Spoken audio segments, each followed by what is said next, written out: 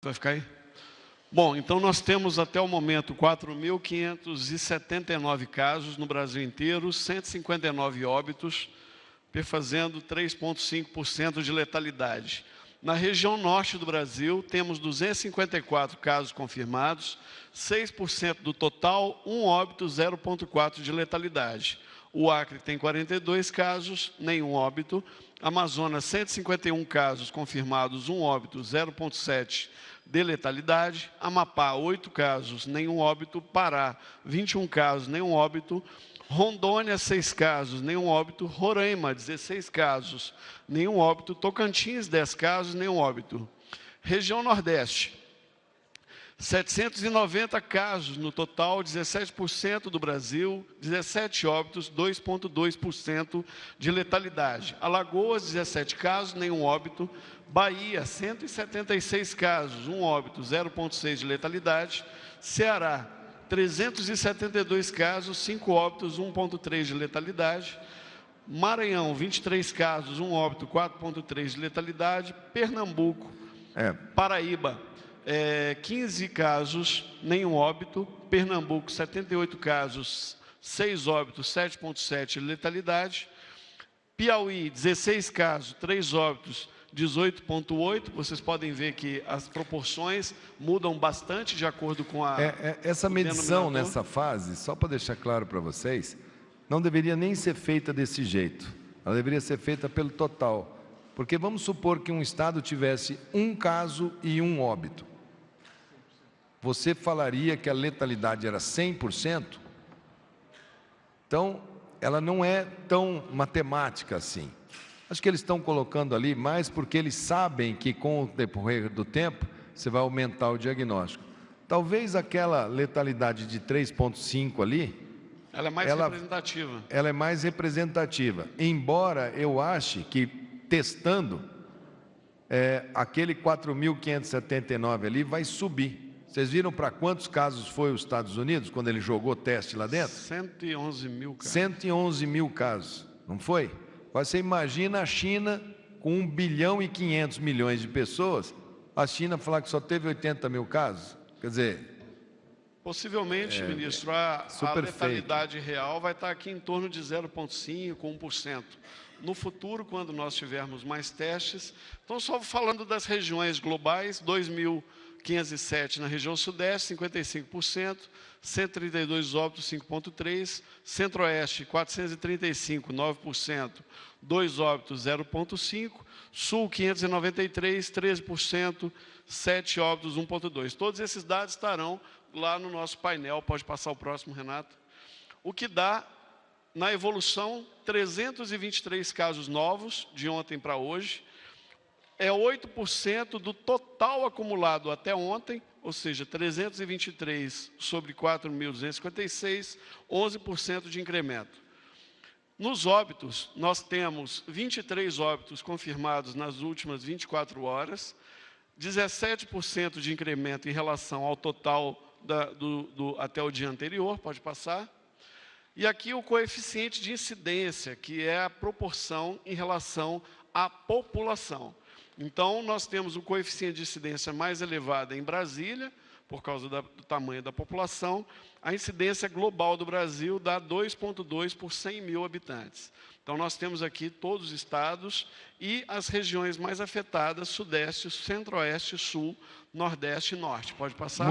Muita atenção aqui naquele quadro, porque a gente vai ter que trabalhar com muita inteligência, porque nós não imaginamos com um país com tanta diferença, se vocês olharem aquele gráfico ali, nós não deveremos ter uma epidemia, a gente espera não ter uma epidemia, ao mesmo tempo em todos os estados da federação.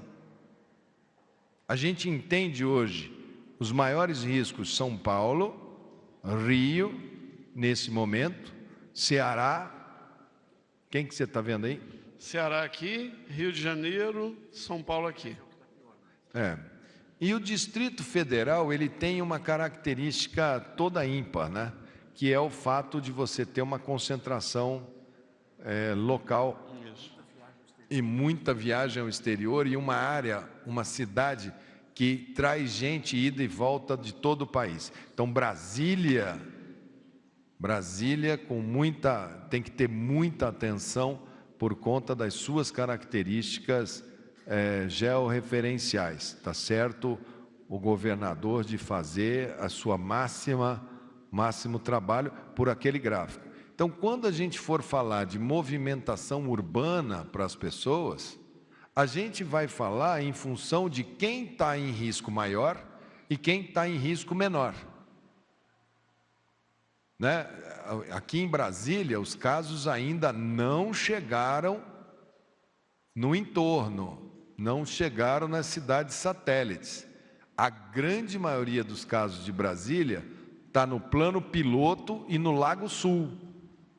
Então, muita atenção quando a gente fala em movimentar os planos piloto e as cidades satélites, porque Brasília, o sistema de saúde dela, nos anos, não foi devidamente estruturado para atender essa quantidade de gente que ela atende regularmente, que vem de todo lugar do país. Ela já vem com um sistema sobreutilizado e, além em cima disso, pegar uma onda, né? Pode ter muita dificuldade para atender. E é bem interessante esse dado, ministro, porque similarmente acontece a mesma coisa na Europa. Quando cruzamos os dados por incidência, a gente encontra que Genebra ou a Suíça tem a incidência mais elevada da Europa, até mais do que a Itália. Pode passar. Os óbitos. São 136, então 85% dos óbitos foram concluídos, as investigações. A maior parte deles são homens. Aqui tem a data do óbito. Então, ontem, dia 30, tivemos 2 óbitos. Hoje é dia 30, né? Hoje é dia 30. Então, aqui é o dado preliminar. Esse dado ele vai se atualizando. Pode passar, Renato? A faixa etária, 90% dos óbitos estão acima de 60 anos. E nós temos 6 óbitos na faixa etária de 20 a 39 e 8 óbitos na faixa de 40 a 59. Qualquer medida que fale em movimentação da nossa sociedade não pode deixar de olhar para esse gráfico aí. Então é só pegar as pessoas acima de 60 anos e cuidar? E aí eles não pegam, e aí todo mundo vai pegar a gripe, igual tem gente que fala, se 80% pegasse, os 20% estavam assim. Como se essas pessoas estivessem dentro de uma cápsula estéril. Essas pessoas moram com vocês, essas pessoas têm netos, filhos, trabalham, pegam ônibus, são ambulantes. São eles que vão ser os próprios ambulantes que a gente quer acelerar e cuidar da economia informal, podem ser a maior vítima, porque olha lá, 90% acima de 60, quase todos hipertensos e diabéticos e doença crônica. Não é isso? Exatamente, 85% de todos os óbitos apresenta pelo menos um fator de risco. Ou seja, ainda tem 15% que não tem nenhum fator de risco relacionado. Vamos lá. Próximo. Hospitalizações. No sistema de monitoramento de hospitalizações, nós temos, ao longo do ano, deste ano, 16.879 hospitalizações. Desde a semana epidemiológica 8, passamos a identificar o coronavírus entre os casos internados pela rede. Só para dizer para vocês, 16